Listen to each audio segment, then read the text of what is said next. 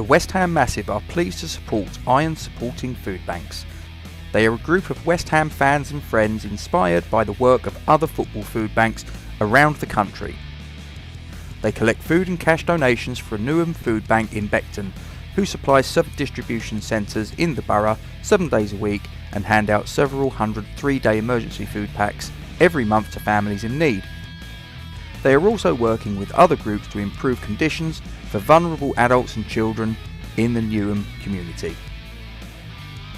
You can help by making a donation to their Just Giving page. You will find the link to this in the description section of the video details in this stream. Thanks for your support. Come on, you Irons.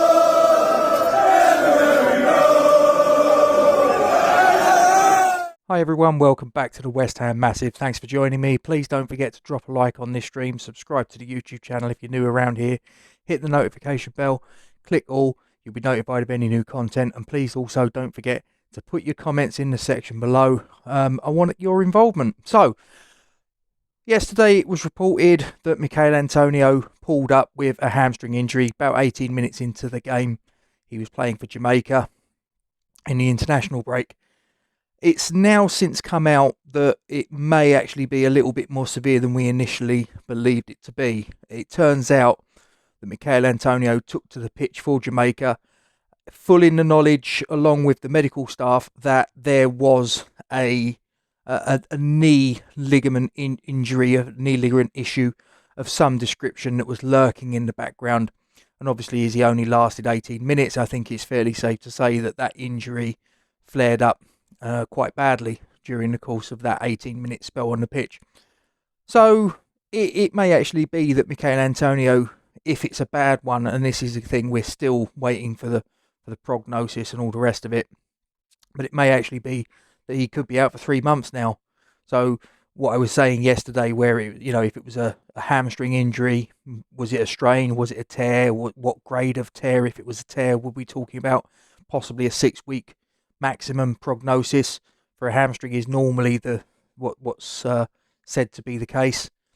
A knee ligament injury it could be a slightly more serious injury and a bit more time on the sidelines. So we're sitting there and we're thinking, okay, well, it's not too bad. We've got Jared Bowen, this, that, and the other. Well, wouldn't you know it? It's just typical of our luck, really, isn't it? Jared Bowen has pulled out of the England squad for the game against North Macedonia. Now, it is said at the moment that it's said to be a minor injury, but we don't know how minor is minor. We don't know. All I've heard is that it's apparently some sort of knee injury, and that could be anything. I mean, he might not even miss a game, but then again, you just don't know. We've got a history of sort of having players reporting back from international duty with injuries of some way, shape or form, and their time away from West Ham, it turns out to be a bit longer than maybe was initially the case. Probably the big one I'm really thinking of is going back to Dean Ashton.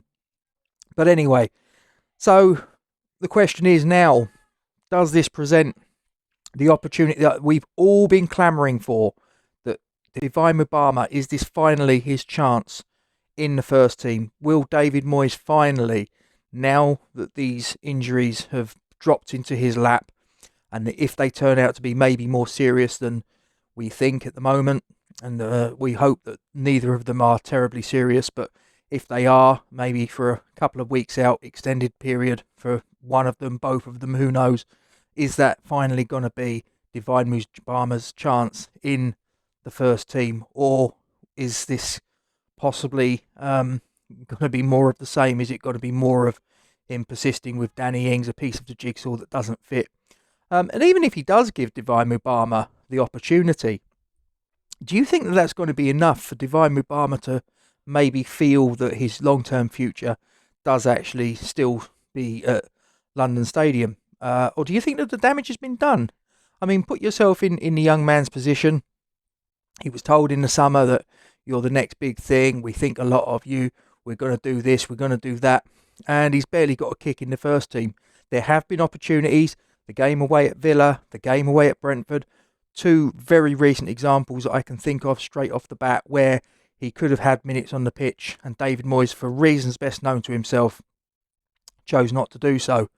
So even if David Moyes is forced into a position where he has to turn to Divine Mubama, give him the opportunity, and let's just suppose, for argument's sake, that Divine Mubama comes into the first 11, hits the ground running with goals, assists, really good performances, is the damage done? Does Divine Mubama maybe sort of like going back to another player who was given an opportunity, but it was an opportunity that came a little bit too late for the player himself to really feel that his long-term future was at the club, and that was Jeremy Ngakia, who was given an opportunity just before the first COVID break, the lockdown.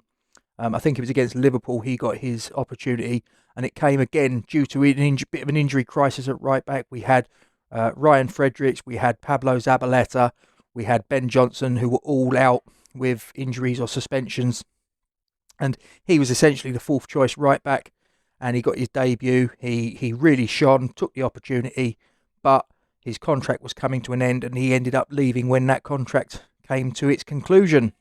And yes, I know he went to Watford, and he hasn't exactly set the world alight there, but be that as it may, I'm just wondering if there's any parallels with that situation, in that, you know, that the damage has been done and that there's no way back for Divine Mubama as far as West Ham's concerned. Is it possibly that it's too little too late, even if he gets this opportunity?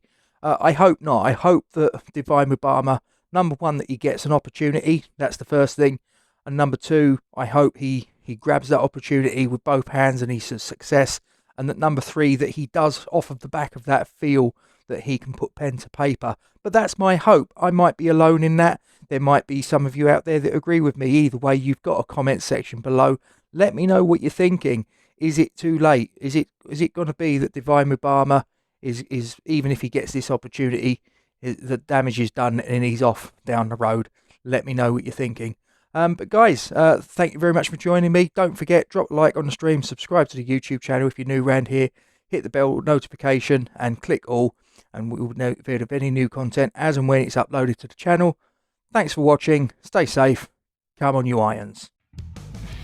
The West Ham Massive are pleased to support Iron Supporting Food Banks. They are a group of West Ham fans and friends inspired by the work of other football food banks around the country.